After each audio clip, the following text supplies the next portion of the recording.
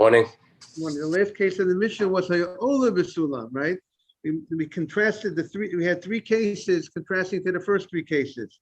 If he was moving the stick, the tool towards himself, and then he dropped it, or he was picking up the barrel and the rope snapped, or he was going up the ladder and he fell down. All those cases, since it was on the upward motion, we said does not go to exile. And the way the Rambam says, because the upward movement is you're more control when you're going up than when you're going down.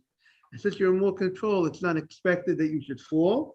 Therefore, if you fell and someone was down underneath on the bottom and got killed, that was more like an onus. It falls into the category of an accident. And he's off the hook. He does not have to go to exile. I still believe he still needs to do repentance. He still should do tshuva, because at the end of the day, somebody died through him. So this is a ruling. It says megalgal is fut ayde zakai, megalgal chov ayde chayav. There's a concept that good things happen through good people. Hashem, like habish shluchim lamakom. Hashem has many messengers who work for him, and good people are given the task to help bring out great things. But then there's something called megalgal chova ayde chayav. Sometimes Hashem uses agents, people that are not so good people, to be the ones to bring about something which is not positive, which is not good. So here, obviously, someone getting killed. So even Mr. Safdie, even you're correct. Even though he will not have to go to Galut, will not have to go to exile. Good morning. Will not have to go to Galut if he killed him by going up the ladder and he fell down. But nevertheless, he has to ask himself that the fact that through him someone died, definitely something not a good thing that happened. And I think he would have to do tshuva.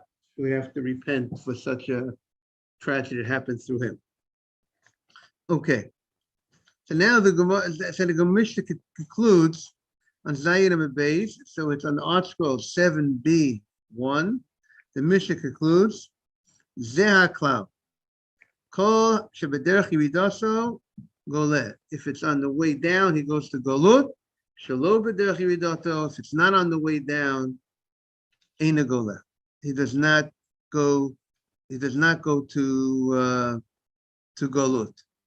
So we'll have to see as time goes. We'll have to see more. We have two cases, going up and going down. What about moving to the side? Someone moving to the side. What's the din by moving to the side? For me, well, that's our one of Yosef Tzaddik. So that's our Mishnah. Yes, one of Yosef Tzaddik. Boker Tov. Boker Tov.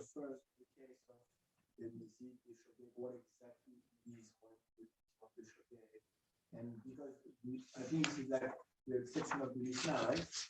These three cases, the exception of the Mishnah. Right.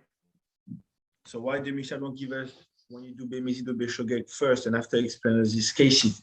Yes, so the Mishnah says it has to be Bishkaga. That was the first thing the Mishnah stated, right? The Mishnah stated that it has to Golan is Huri Nefesh Bishkaga. The Mishnah stated you have to, in order to, that's the first. Because you go to exile, so you like No, that's called shkaga. The definition of shkaga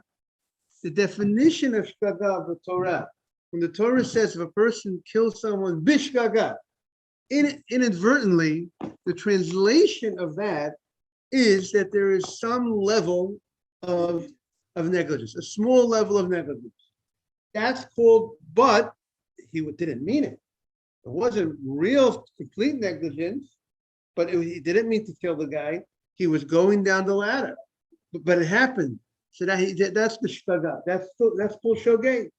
But it's a shogeg that there's some. But there's a shogeg that there's some level of he could have been more careful, and that's the case. The Torah sends the guy to exile. So now the Gemara asks the following question: Where is the source for this halacha of the Mishnah? the Mishnah made an interesting statement, because if you look at the pasuk, I'm saying the pasuk says "Makkos nefesh b'shgaga." The pasuk talks about someone who kills someone b'shgaga, unintentionally. Like the Torah says, you're not his enemy, not out of hatred. You didn't lay an ambush for the guy. So the pasuk's talking about a shogeg unintentionally. When we make a difference between you're going up the ladder, down the ladder, upward motion, where does this come from? Where is the source for this ruling? So the Gemara says, Amar Shmuel. Shmuel says, I have a pasuk. From there's a couple of words in the pasuk that the Torah wrote that teach us this lesson, because the pasuk says, if a guy threw a stone that has the ability to kill somebody, and you did not see anybody there, and you threw the stone, you weren't aiming at somebody, the Torah said, Vayapel alav, and it fell upon him. Why does the Torah use the words Vayapel alav? The Torah could have just said you threw the stone and the person died. Why does it say Vayapel alav? It fell on him, the stone. Those extra words that it fell on him, the Gemara says, those words Vayamot, and the Torah says, and that's the case that he goes to exile, that he has to be on the downwards motion. By the fact that the Torah says Vayapel alav, which seems to be extra words that the lesson, the law would have been fine without those two words, right, Michael? And what the fact that the Torah uses those extra words, and there is no extra word in the Torah, there's no extra letter in the Torah, so that comes to teach us, Vayapel alav is coming to teach us that that the Torah is giving us insight into the type of case that he'll go to Galut, if it's a case where it's in the downward motion. At Vayapel alav vayamot, at sheyipol derech nefila. It has to be that it's in the downward motion. So that's the Gemara's source for the law of the Mishnah. Tana Rabbana. Now the Gemara brings a Braita that's going to elaborate more, is going to dissect the pasuk, because the pasuk says, when the pasuk describes this case of going to Galut, the Torah refers to it in different places. The Torah talks about it in Pashas, at the end of Bamidbar, and the Torah also talks about it in Devarim. So the Torah talks about the law of going to exile both at the end of Sefer Bamidbar and also in Sefer Devarim. It's mentioned, and in each place the Torah uses certain words to teach us certain things. So first, the Gemara is going to focus on the pasuk that's found in Bamidbar. In Bamidbar, it says that the guy runs to exile, Makkos nefesh b'shgaga. It was done b'shogeg. What's the meaning of the word b'shgaga? What is that? And that's the case that the Torah tells us that he runs to exile. So by the fact that the Torah uses the word b'shgaga, which is inadvertently, teaches us prat lemezid. This comes to exclude the money, Dr. Navid. If a person kills someone intentionally, he does not go to Galut. The fact that the Torah says bishkaga, that he did it unintentionally, that's the case that he goes to Galut, tells us that if he killed someone intentionally, he doesn't go to Galut. The Gemara is going to jump on this interpretation because it's obvious. If a guy killed someone intentionally, it's obvious he doesn't go to Galut. He gets killed. So you don't need to tell me that the shgaga is coming to exclude a case where he did it intentionally. That case, we already know you don't go to Galut because this guy got meaning only when you going down towards downside, like you're going on the way down, you call this gaga. But the message you don't go to exile, you also honest. But what does mazid mean? Mazid means you intentionally had a mind to kill the person. In mazid, when we talk about the case in general, the general translation of mazid is intent to kill. When a person intends to kill somebody, the Torah says, if a person intends to kill someone, lays an ambush to get someone, the Torah says we kill the person. There's capital punishment for someone who intends to kill someone. The Torah believes in death penalty. Hashem believes in death penalty, even though very rarely it was done. The guy has to be warned and so on and so forth. But the concept is there. It's on the books, so to speak. So good. But good question. You want it, but the Gemara does not say Yaron that Shkaga. See, Yaron is saying maybe Shkaga is coming to exclude Ones. Maybe it's coming to exclude, like we explained, Shkaga is there's some level of negligence, but not complete negligence, right? But if it was a total accident, something that beyond your control, you will not be chayav. But that's not what he's learned. We could learn that out, but that's not what this rabbi learns out. Meaning that might, you're correct, but he doesn't say that. He doesn't say shkaga is excluding accident, total accident. He is saying the rabbi of the Braita says shkaga is excluding intent to kill. So the Gemara's question is going to be, we don't need that. We don't need to exclude that case. You need to tell me, you need to exclude something that is teaching me something I might not know, right? If the Torah tells us something and we say it's teaching us, it's coming to exclude a certain case, that means I need this word, right, to tell me this law that I might not have known without this word. That's what you're telling me, right, Mr. Safir? This word is teaching me. But if I already know this, I know this law from somewhere else, I don't need this pasuk to come to tell me that. So that's the Gemara's question. Jaime, is it clear what we're saying? Very good. Dr. Navid, okay, we're on Vav Zayin base. That's going to be stay tuned. What'd you say? I don't need that pasuk to exclude intentionally. That's what the Gemara is going to ask. The Braita states at this point, the Braita says that the word bishkaga is coming to teach me that only if it was a shogeg, only if it was inadvertent, the case of going to Golut for killing somebody is only if you did it unintentionally. But if you intended to kill the person, you don't go to exile. So that the Gemara is going to say, we don't need this pasuk to tell me that. We know that you don't go to exile if a person kills someone intentionally. We know that from the general rule, if a person kills someone, he gets killed. Of course, he doesn't go to exile. Is that clear, Mr. Safdie? Okay.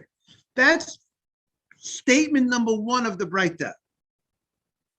We're on 7b1, bottom left, first column, bottom left column, by the Tanur Rabbana.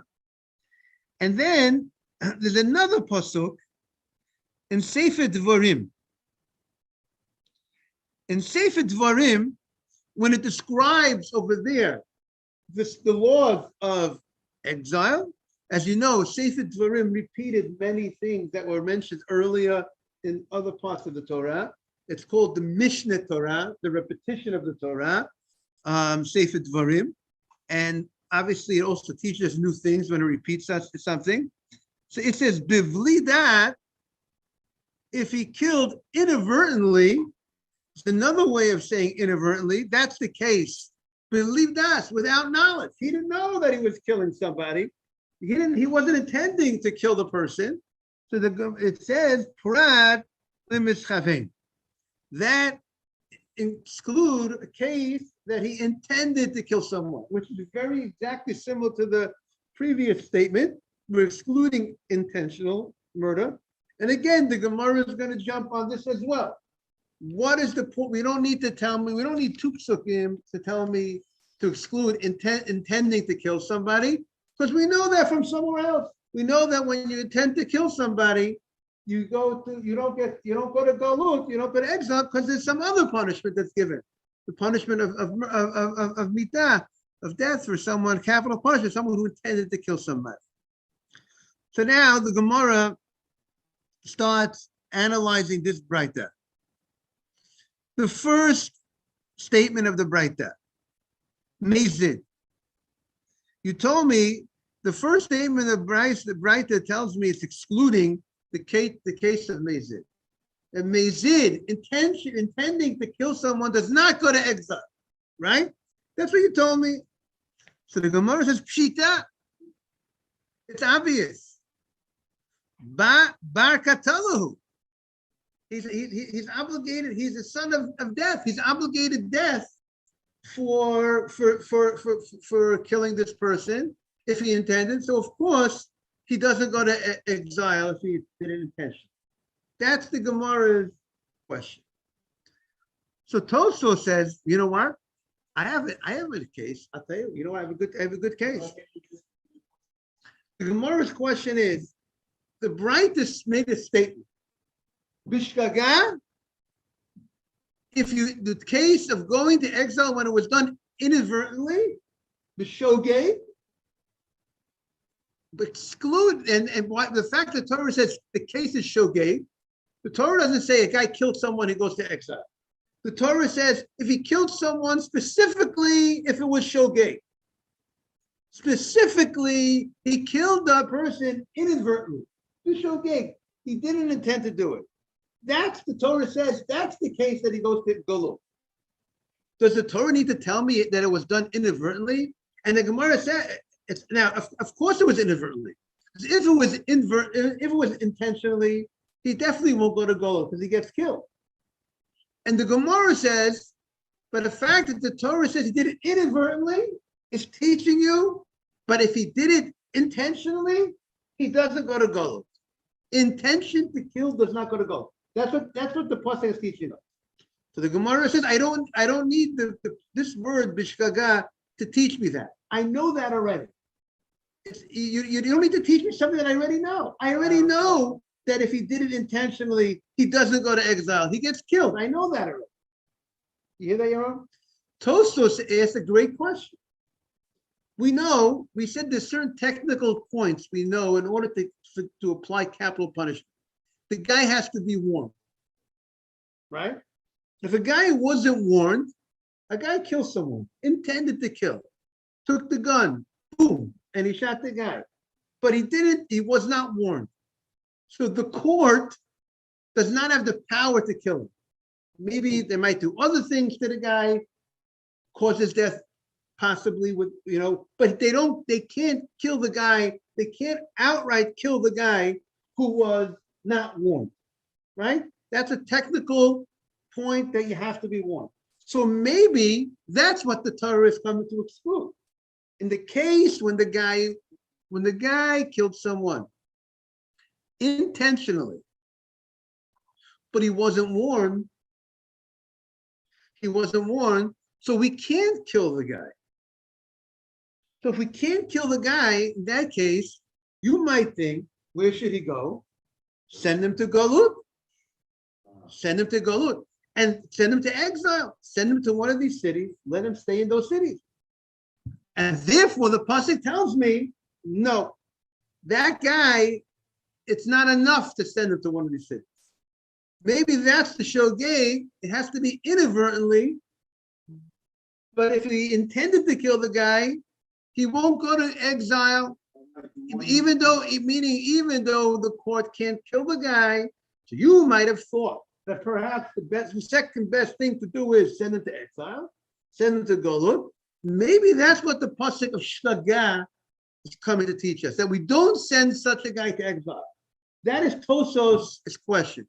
Why doesn't the Gemara answer that the case of Shlagah is excluding the case when he intended to kill someone, but he was not warned? And that's what the Torah is excluding. What? The warning is one thing, and the kavanah of killing someone is different. So if we try to put the warning in the confusion. But at the end of the day, but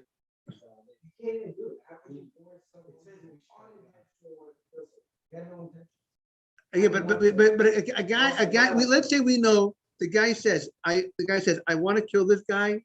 He kills this guy. Nobody warns him. There's witnesses. Nobody warns the guy. But he was not warned. He wasn't told. By the way, if you do this act, you're going to get capital punishment for it, right? So the law is, if a guy goes ahead and he, in front of people in public, he goes ahead and he shoots someone in public. Everybody's watching, but nobody warned the guy. Exactly. So why can't the Gemara say that? You're right. That's not the case of Golub. It's a law of the land.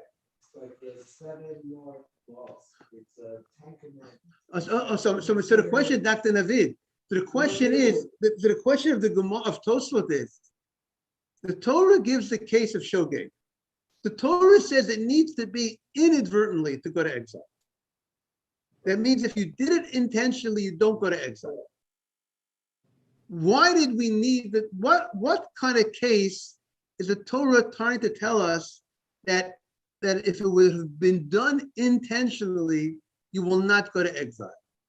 What case does the Torah need to tell me if it was with intent, you do not go? Because the Torah is very specific. You did not intend to kill the guy. So Tosfot says maybe the case b'shtaga. No, I'm saying it's in the Bishkaga, there is no connection. That is kind of like what you're saying. Basically that because it said Bishkaga and it said Blita, that we can then, so I'm saying, why don't you use this to teach, To exclude that case? Right. What I'm saying is, but that case, it wouldn't exclude that case because anyway, it says Bishkaga, that in itself excludes that. It says Bishkaga. So maybe that's what it's coming to. So why can't we say that the word b'shkaga is excluding the case of intent to kill the person when there was no. You wouldn't need to write Bishkaga and Blita. Oh, so you're saying very. So Tosfot says we have the fact. Tosfot says that we have from there's an extra blida. It's written twice. Blidat. So the fact that it says blidat without intent, an extra time, Tosfot said. That already teaches us that the only case that you go to exile is when you did not intend to kill the guy. So even if the guy did, but if the guy intended to kill the guy, whether the guy was warned or not, we already know he does not go to exile. That's what Michael was saying. So Tosfot says from the extra, there's an extra blida. So that's one of Tosfot's answers to the case. Tosfot gives another answer because the Torah says that the case of going to exile is when you do not hate the guy, without hatred. So obviously, if you intended to kill the guy, you hate, there's hatred there. So therefore, it's clear from the Pasuk that a guy who intends to kill someone does not go to exile. So I don't need the word b'shkaga to exclude a case when there's intent to kill somebody.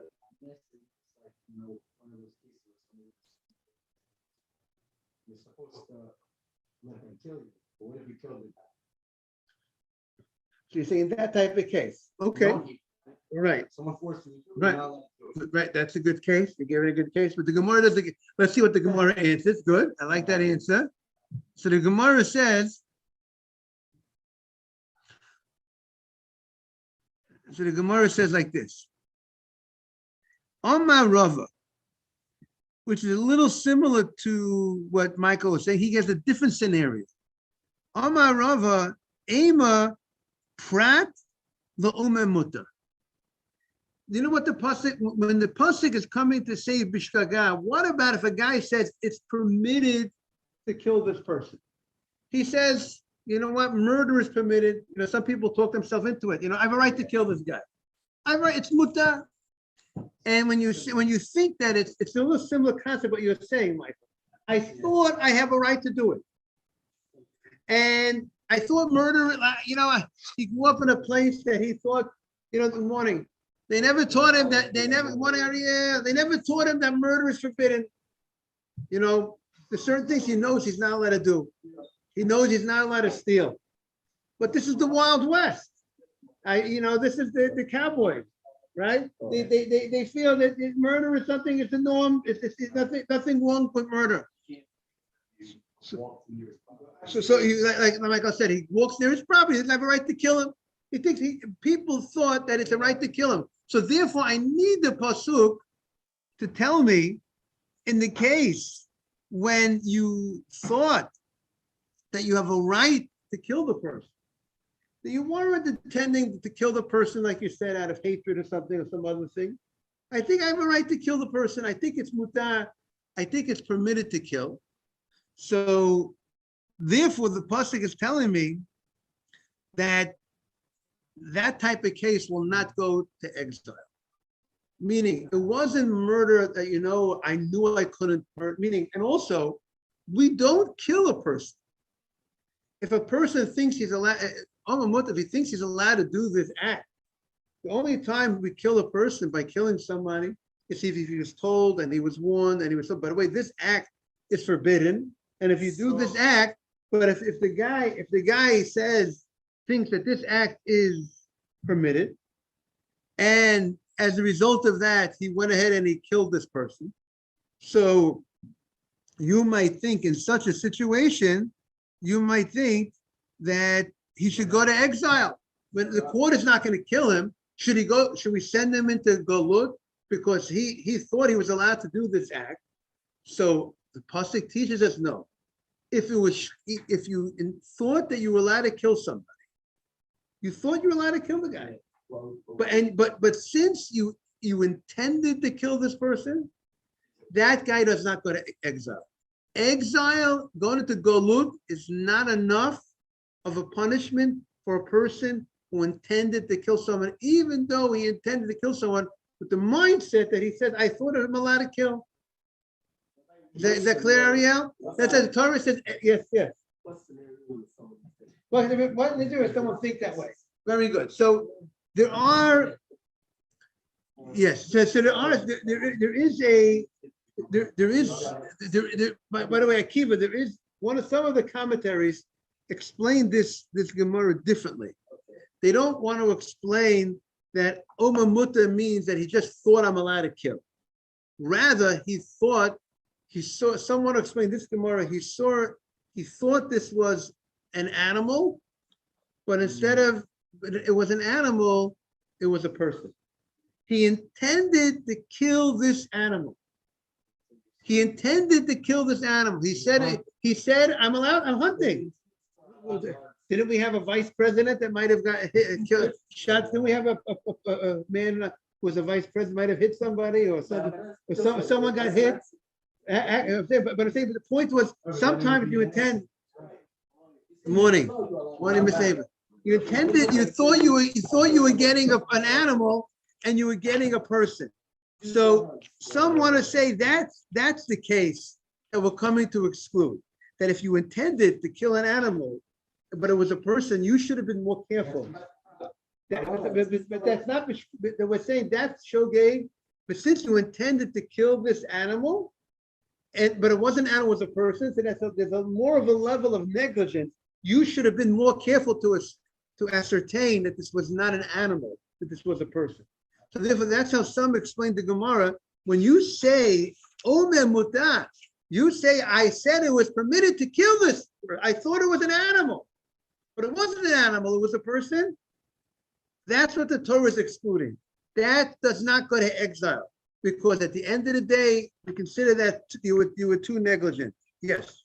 Yaron, you want to say something? Yeah, we needed these two pasuk after this guy got the Mizid to explain exactly what is Mizid. You, to be Mizid, you need to be aware and need to have the intention. Right? Right. If you have one of them, we cannot kill you. So that's why Right. So the pasuk is teaching us. We're focusing, Mr. Haber. We're focusing on the Torah says that a person goes to Golut, goes to exile, if he killed someone bishgaga, inadvertently. He did not intend to kill the person. And the Gemara says it's excluding a case where there was some intent. And the Gemara is trying to understand what is the case that it's excluding that there was some intent. The Gemara wants to say The case is, if we go with the Rashi's case, was when you thought, a guy thought I'm allowed to kill. I thought I'm allowed to kill. And the guy killed the person. He intended to kill the guy. But it wasn't a type of intention that he would get death for. Because when a person thought I'm allowed to kill the person, you don't get death for such a thing. You only would get death for such a thing when you know that it's forbidden to do something. Just like on Shabbat, you will not, you know, if a guy is Machal Shabbat, if he didn't know that he was doing something wrong, he will not get killed for violating the Shabbat. You need to know that he's violating the Shabbat. What? So in a certain sense, so very good. So very good. So here it's not going to promote ignorance because we're going to say it's not enough for him to go to exile. At the end of the day, the Torah is teaching us if the guy is ignorant, good morning, Mr. Feldman, if the guy is ignorant and he does not know that he can't kill and he kills somebody, it's true, the court will not kill him, but he's not going to have enough of atonement by just running to exile. That's not enough of an atonement. God is going to give him more punishment. Remember, if he goes to exile, exile will serve, if a person is obligated exile, that exile serves as an atonement, a kapara. But if he does not get exile, and he does not get killed by the court, and he killed somebody, and there was serious negligence because he didn't learn, so that he's in big trouble. Yes, Dr. Neber. Okay, so like, someone committed killed someone, but you can't prove it, so you put it in like a pig. Right. So, right, we do certain things like that, right? Yes,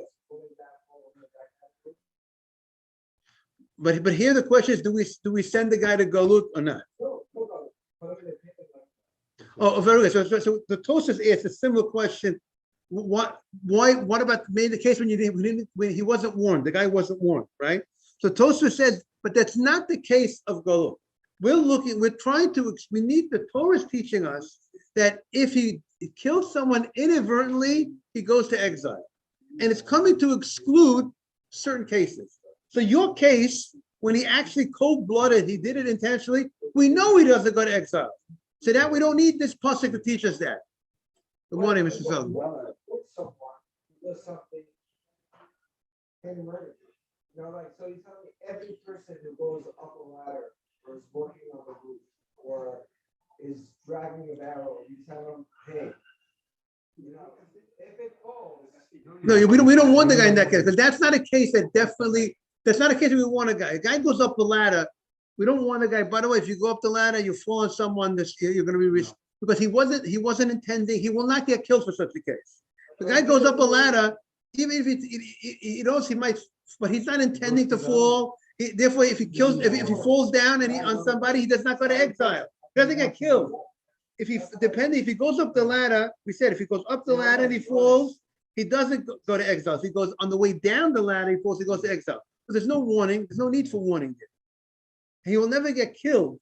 Court will never kill a guy for going up a ladder and falling. What?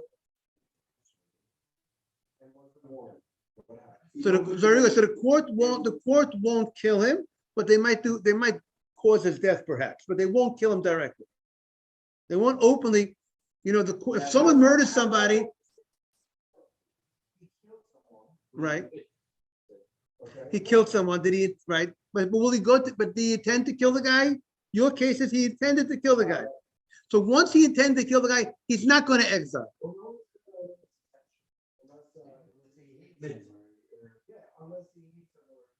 Or you tell the guy right before, if you do this, if he wasn't warned, but it's clear, the guy takes his gun to somebody, good morning. It's very obvious, he takes the gun and he shoots the guy. He's intending to kill that guy, but he wasn't warned. We're all watching it. He goes like this and boom.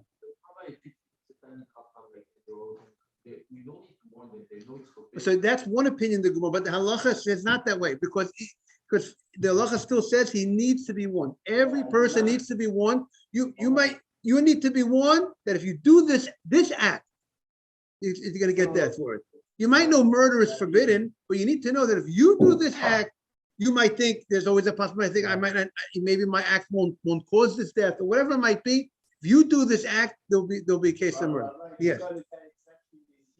You need to be aware and you need to be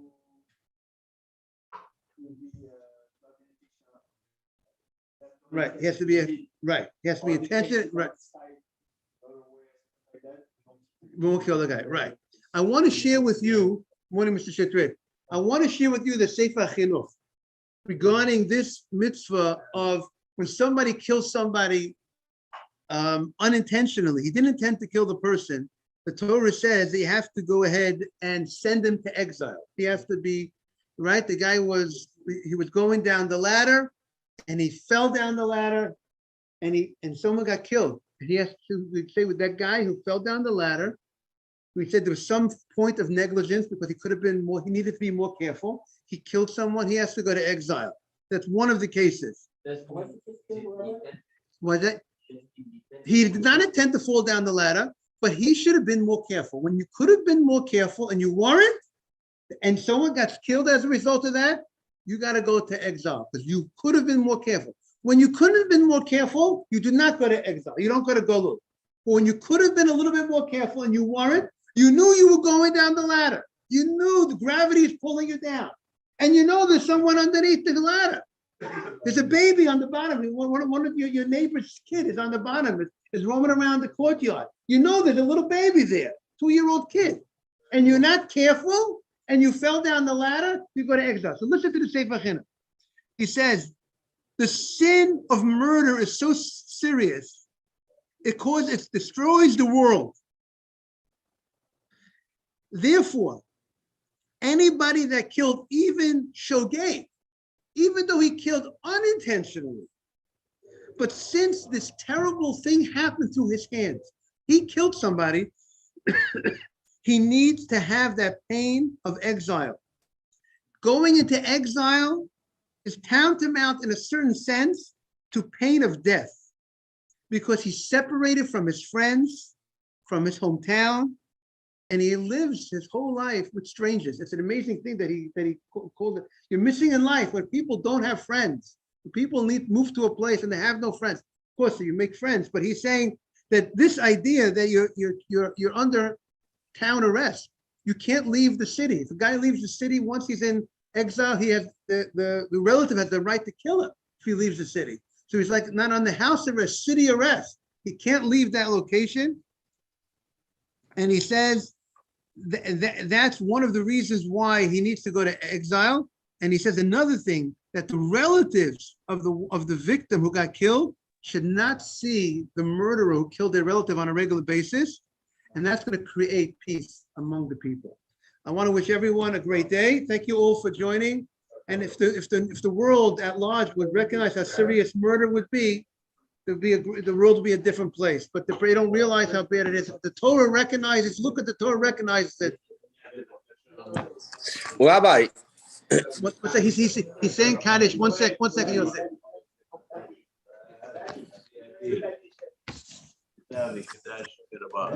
Amen.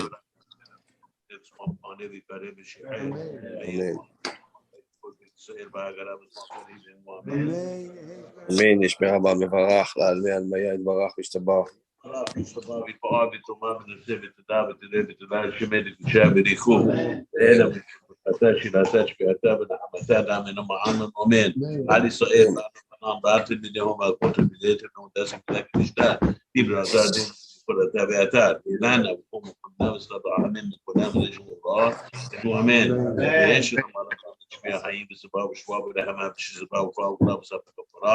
רווח והצלה. Amen.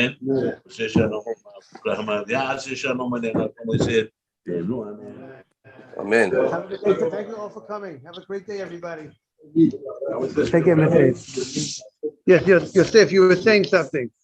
Yeah, I'm saying that he can only get out of the city if the Kohen Gadol is died, right?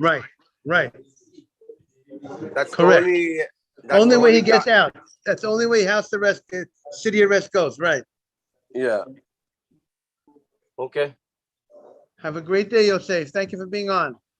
Thank you, Rabbi. Have a great day. You too. Bye.